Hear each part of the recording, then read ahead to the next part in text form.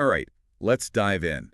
Get ready for some dazzling costumes, powerful voices, and a whole lot of drama, because we're heading straight to 1950s Korea. Ooh, I love this era. The fashion, the music. Exactly. It's such a vibrant setting and the perfect backdrop for our deep dive today.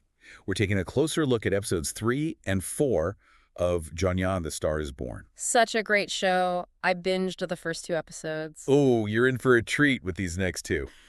And to guide our deep dive, we'll be referencing a review by World Wonders Drama. They always have such insightful takes. Yeah, they really capture the nuances of these shows. Okay, for those who haven't started watching yet, Jeongyeon follows this young woman, super determined, who leaves her rural home to chase her dreams of performing on the big stages of Seoul. It's a classic underdog story, but with a really unique twist. Right. It's not just about making it in the big city. It's interwoven with traditional Korean music and theater.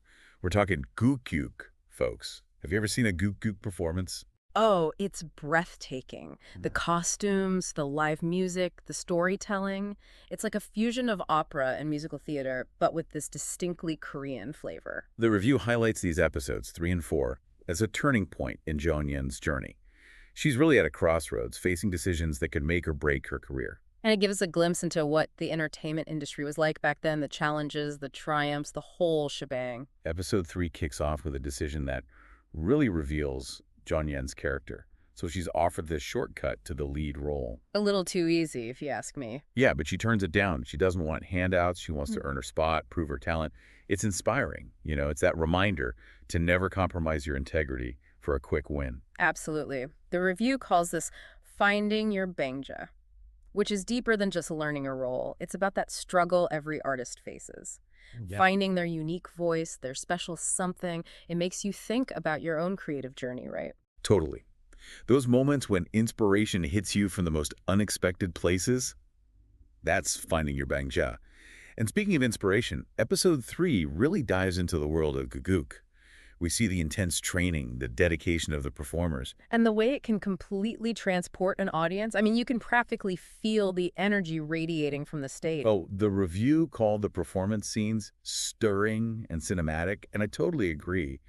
But, of course, there's drama brewing behind the scenes, too. Someone tampers with Jeongyeon's staff during a performance. Talk about sabotage. Oh, yeah, a blatant attempt to see her fail. It makes you wonder, who would want to do that? The plot thickens.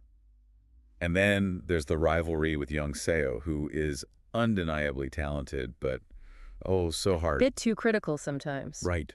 It's a fascinating dynamic, though, because you can sense this grudging respect between them. It's like they push each other to be better, even if it's through tough love. Competition can bring out the best and the worst in people, huh? So true. And then to add another layer, we see Jeongyeon taking on a side job as a waitress. She's doing this to help her friend, Jeongyeon, who's struggling financially. It shows her compassion, her loyalty.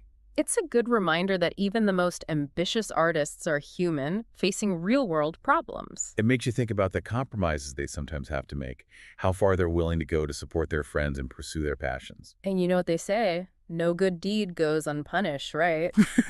Because this side job leads to a whole other set of problems for Jeongyeon. Oh, it's a game changer. And that brings us to episode 4, where things take a dramatic turn. We get this huge revelation. Jeongyeon's mother, wait for it, was a pansori singer. Whoa, talk about family secrets. Now, for those unfamiliar with pansori, picture this. It's like a musical storytelling performance, usually solo, super powerful and emotional. Imagine an opera singer crossed with a poet, captivating an audience with their voice. It's amazing. And this discovery totally changes the dynamic between Jeongyeon and her mother. It explains the mother's disapproval of Jeongyeon's chosen path. Maybe some jealousy mixed in there, who knows? Family legacies can be complicated. It makes you think about those expectations, the pressure to follow in your parents' footsteps, how that shapes our own artistic journeys. It really does. And things escalate quickly when Jeongyeon's side hustle gets exposed. She gets kicked out of the troupe. Talk about consequences. Ouch, tough break. But, and this is a big but, this leads to a surprising opportunity, a chance at TV stardom. Now, we see this tension between tradition and modernity. The allure of this new, more contemporary form of entertainment is tempting, but is it selling out? Right, it's like choosing between comfort food and trying a fancy new restaurant. Both have their appeal. It's about finding what truly nourishes your soul, you know. So well said. Jeongyeon is faced with this dilemma, and it's not just about the career move, it's about her identity as an artist. And we see this visually, too. There's this makeover montage guided by Patricia Kim, a famous TV singer. It's like a transformation, not just Han, but in her performance style as well. It makes you think about how much the industry we choose can shape who we are, right? Are we staying true to ourselves, or are we conforming to expectations? It's a good question, and it's not just Jeongnyeon struggling with this. The show highlights different perspectives. You've got Young Seo's family, very traditional, looking down on Guguk. They see it as old-fashioned, irrelevant. It Okay. makes you think about how society values different art forms, how those perceptions change over time. What's popular today might be forgotten tomorrow. Exactly. It's constantly evolving. And this all comes to a head in a super powerful scene. Jeongyeon, clearly emboldened by her experiences outside the troupe, stands up to Young Seo's insults about Guguk.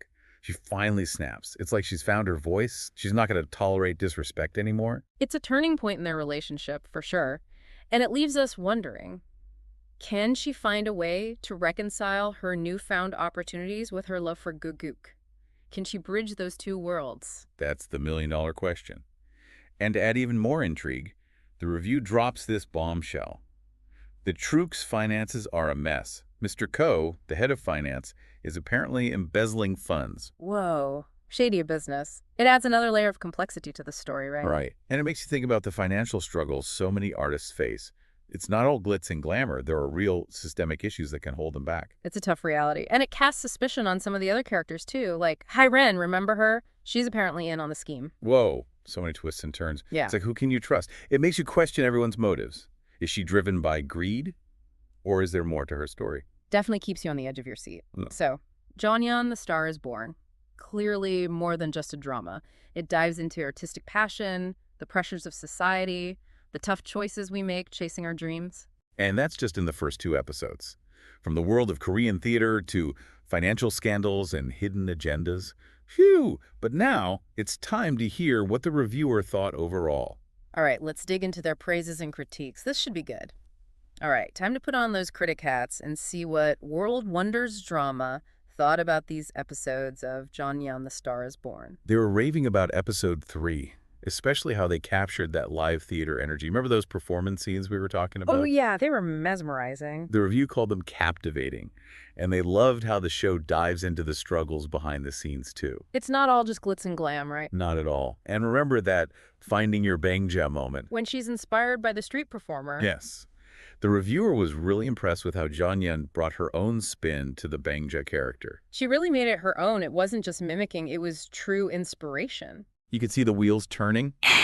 That was brilliant. The review also loved the complex relationships in the show.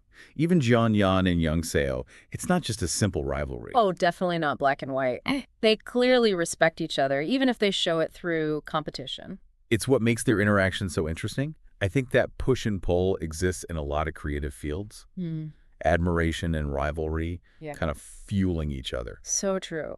But when it comes to episode 4, the reviewer had some issues. They thought the pacing was a bit off, especially with Jeongyeon jumping into television so quickly. Yeah, it did feel a bit rushed. Yeah. From getting kicked out to signing a contract and that whole makeover thing. This is a whirlwind.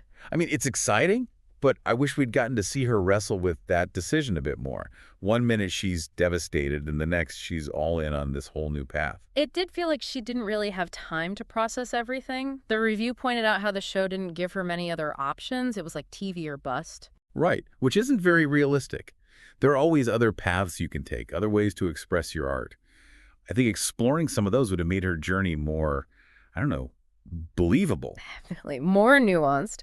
And they were a fan of that final scene. Jeonyeon and Young Seo getting into a physical fight. Oh, that slap. It felt so out of place, like a forced way to add drama. Exactly. They could have built the tension in a more subtle way.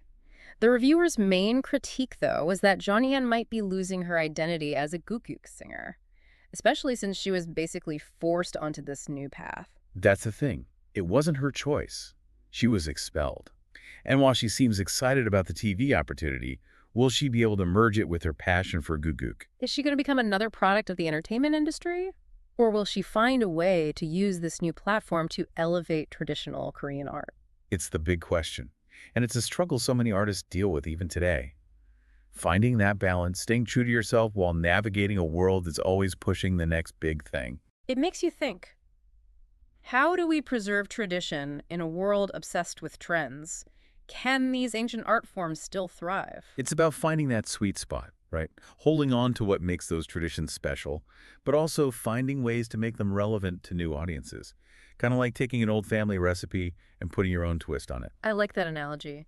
You keep the heart of the dish, but make it your own. And that's what makes Jeongnyeon's story so captivating. It's not just about making it in show business. It's about identity, heritage, and what it means to be an artist in a world that's changing so fast. Exactly. She's faced so many obstacles already. Betrayal, rejection, the temptation of easy success. But she's a survivor. She's not going to give up on her passion so easily. I have a feeling she's just getting started. The choices she makes now are going to have a big impact, not just on her, but on how people see traditional Korean art forms. That's a lot to think about.